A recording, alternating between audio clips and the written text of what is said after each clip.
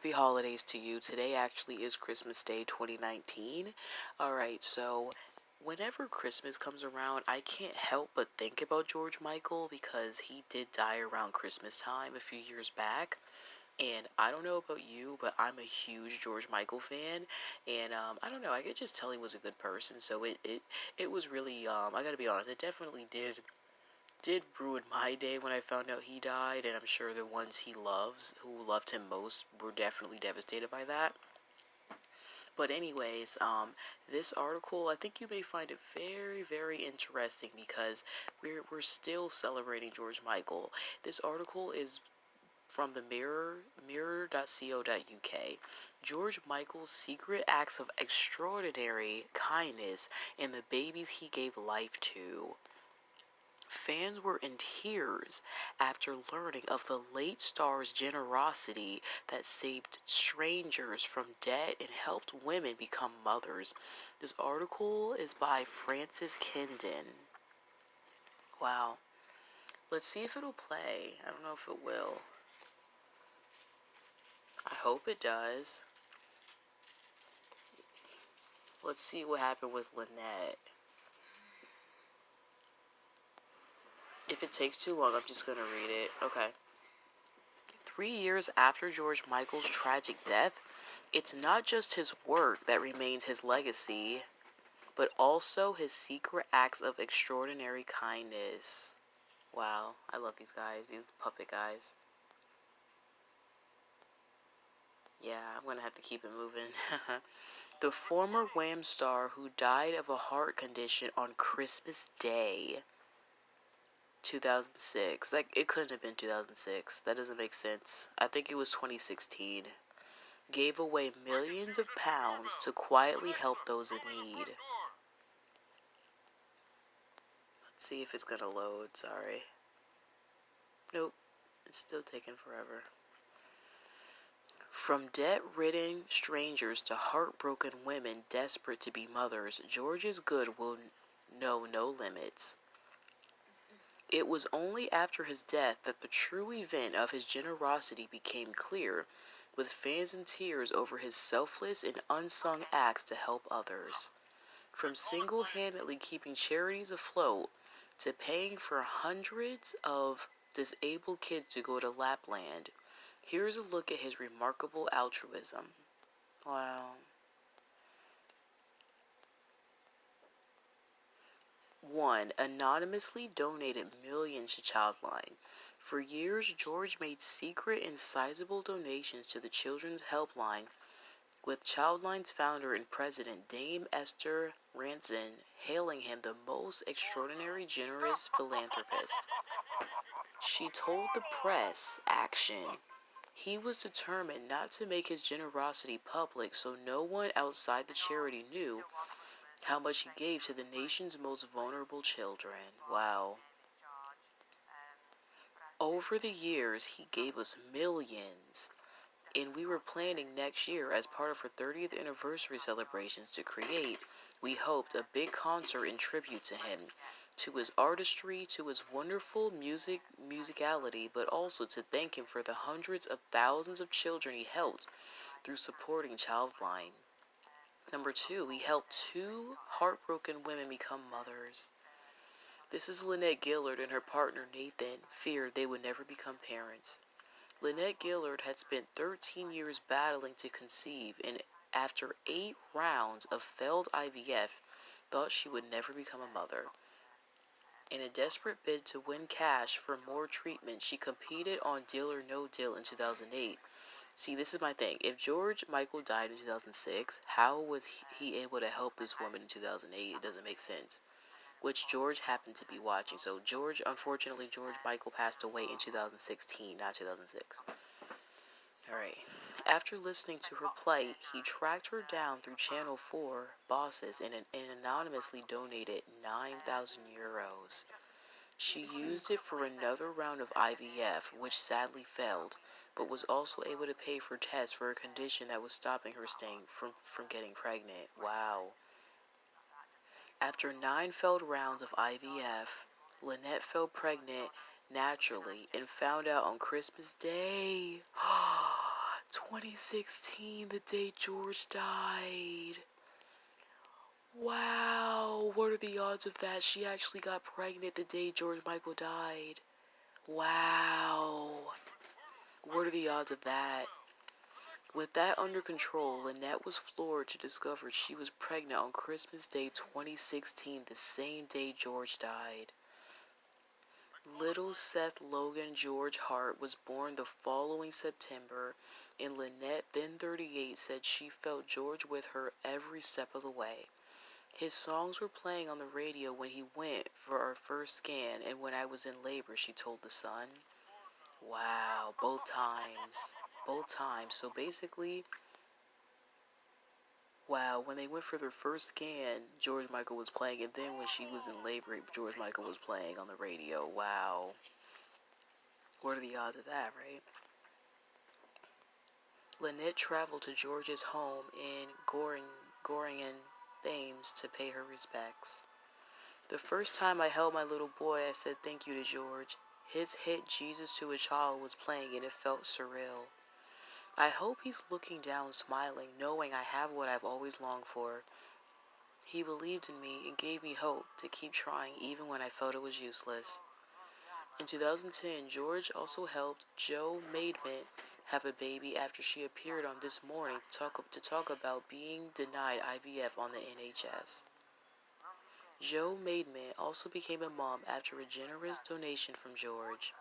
After watching the show, George anonymously donated €15,000 for Jo's IVF, and when it tragically ended in miscarriage, he sent flowers. Wow. But Jo still had frozen eggs from the cycle and was able to use one for a second round, which resulted in the birth of daughter Betsy, now 6. Wow. She said, I can't ever thank him enough for what he has done for me and my husband. Donated €99,000 to charity after watching Deal or No Deal. George, who lost his first love, Anselmo Filippa, to AIDS, gave €99,000 to an African charity for the disease after hearing about it on Deal or No Deal. So this was his first love here, George's first love here, because he died of AIDS. Revealing his generous act, the Reverend Mary Austin, trustee of the Friends of Al-Wabini in the UK, told The Guardian, since the death of George Michael, much has been revealed about his generosity, such as the woman on the TV show Deal or No Deal, who received money for IVF treatment from him. What hasn't been said is that after another contestant on the show mentioned that he was raising money for a project in West Kenya, Michael got in touch and made a donation of €99,000 to this small organization working with victims of HIV/AIDS called Amwambini, which means rescue. She then explained how the organization had grown massively since the donation and... Oh no, I think I'm done. Am I done? No, I'm not done. She then explained how the organization had grown massively since the donation and had helped 500 children who had been orphaned by the disease. She added, George Michael's large donation in 2009 made a huge difference to the project. It is a delight to be able to share with others his great generosity. George Michael donated €25,000 to a stranger in debt. Wow. Wow. George, wow, look at him. I just love looking at his older pictures. George once helped out a distressed stranger in a cafe after overhearing a conversation about her debts. Wanting to remain anonymous, he gave the waitress a check for €25,000 to give to the woman after he left. Wow. Secretly volunteered at homeless shelter. George Michael anonymously volunteered at a homeless shelter, but had asked other volunteers to keep it a secret. Wow. Kept small charities afloat. One woman tweeted to say she had once spoken to someone from a charity who said they were only afloat because of George Michael. Wow. And there's her tweet here. Supported NHS nurses. George wanted to thank the nurses for caring for his late mom, Leslie. In 2006, George held a special free concert for NHS nurses to attend in North London. He announced he would be hosting the event as a special thank you to the nurses who had cared for his late mother Leslie during her battle with breast cancer. Susan Sedman said, "He made all of us feel special. People do say thank you, but for George, to say it publicly feels good." Ranjani Kendrick said, "I had the time of my life. It was such a vibrant atmosphere. I thank George Michael for making us feel appreciated. We were all so touched by the comments he made. I am glad the work we do has not gone unnoticed." Tipped barmaid €5,000. Writer Sally Hughes revealed that the anonymous celebrity she talked about in one of her pieces was actually George Michael. She shared how he had tipped a barmaid €5,000 because she was a student nurse and she was in debt. Wow. Donated his royalties. George donated a large portion of his royalties to charity. George Michael donated all the royalties from his 1996 #1 single Jesus to a Child to charity. Wow. The kind-hearted legend also donated the royalties from Last Christmas, Everything She Wants, to Ethiopian famine relief, and proceeds from Don't Let the Sun Go Down on Me went to AIDS Hospice London Lighthouse and the Rainbow Trust Children's Charity. Wow. Those are big songs, y'all. I know y'all know that, but man. Save John Lennon's piano. Wow. John Lennon's piano was saved from private owners.